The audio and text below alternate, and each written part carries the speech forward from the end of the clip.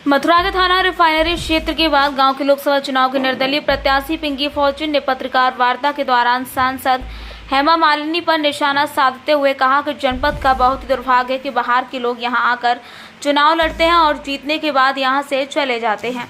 ऐसे में लोगों के सामने परेशानियां आने पर हमारे लोग फटकते हैं। बताया जा रहा है कि अगर लोगों को किसी काम के लिए सांसद की जरूरत पड़े तो सांसद मिलती ही नहीं है। ऐसे में अगर किसी को मदद की जरूरत पड़े तो सुनने वाला कोई नहीं है। साथ ही उन्होंने कहा कि जनता से उनके ही वादे करो जितने वादों को निभा सको। उन्होंने कहा हम एक फौजी हैं और हमसे झूठ बोलना नहीं आता। वहीं लोकसभा चुनाव की निर्दलीय प्रत्याशी पिंकी फॉर्च्यून ने कहा कि हम वादा नहीं करते हैं बल्कि वादों को निभाते हैं और जनता को जब भी मेरी जरूरत होगी वहां उनकी प्रत्याशी पिंकी तुरंत जनता के सामने हाजिर होगी। उन्होंने कहा हमारा सबसे पहला चुनावी मुद्दा बेरोजगारी है। हमारे युवा बच्चों को रोजगार और उन्हें अच्छी शिक्षा मिलनी चाहिए।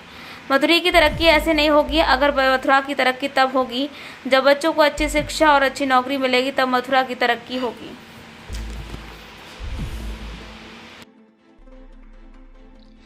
नमस्ते मैम, क्या नाम है आपका? जी भैया पिंकी, पहले आपके सभी दर्शकों के लिए जय श्री राम, जय श्री राधे।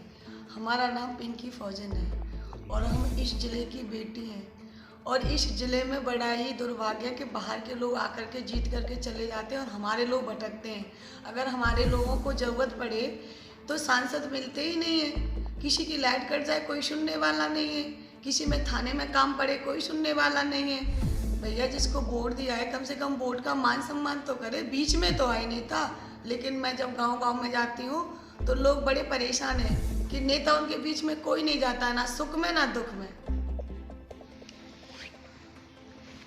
तो मैम ज़्यादातर देखा जाए तो ये चुनावी मैदान के मद्देनज़र हज़ारों नेता लाखों वादे करते हैं और समय पर वादे नहीं निभाए जाते हैं। इस विषय में आपका क्या कहना है?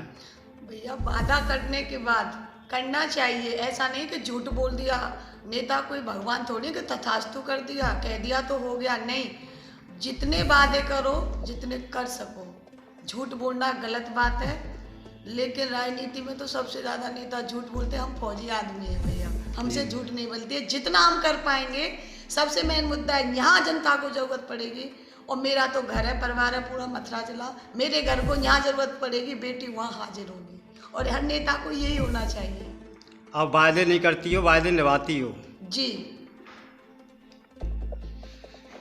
और जो भी आपके जो चुनावी मुद्दे हैं उन चुनावी मुद्दों को लेकर क्या कहना चाहोगी? क्या किन किन चुनावी मुद्दों को लेकर आप लोकसभा से चुनाव में खड़ी हुई हो? सबसे पहला मुद्दा है हमारे पूरे ज़िले के हमारे भैया भतीजे लगते हैं, उनकी शादी ब्याह होना बंद हो गया। भैया मैंने ये ज़मीनी से देखा, जब मैं गांव घर में जाती हूँ, ज़मीन इतनी नहीं है और नौकरी मिल नहीं रही है। बड़ी दिक्कत हो रही है, बच्चों को शादी करने में माँ बापों को बड़ी दिक्कत हो रही है। सबसे पहले बेरोजगारी का मुद्दा है। हमारे बच्चों का अच्छी शिक्षा मिले और अच्छी नौकरी मिले, यही देश का भविष्य है। हम जीतना है, हम कहीं मथुरा की तरक्की हो रही है तो वो हमारी तरक्की हम जीते।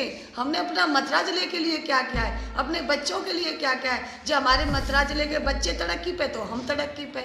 हमारा ये मानना नहीं कि हम जीत गए तो ये मथुरा की तरक्की है।